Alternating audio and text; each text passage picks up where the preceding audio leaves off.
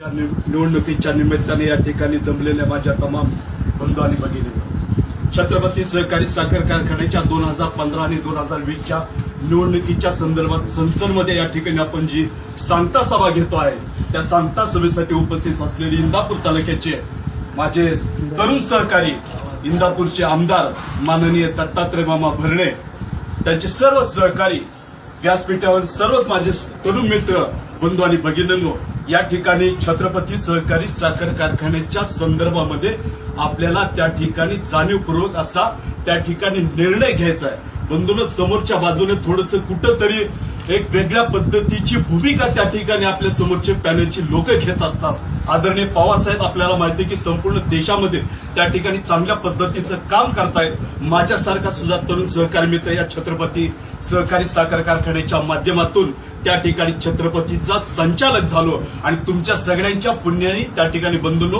PDC बँकेचा मी त्या ठिकाणी चेअरमन झालो।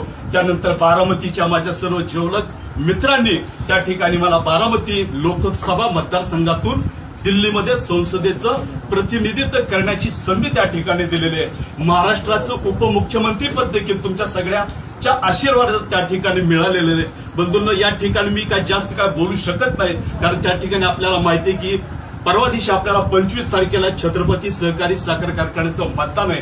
माझ्या सर्व तरुण सहकारी मित्रांनी या ठिकाणी मला नम्रपूर्वक आणि आग्रहाने सांगायचंय की जेवढं पॅनल टू पॅनल मतदान करता येईल तेवढं बंधूंनो करू। काय होतं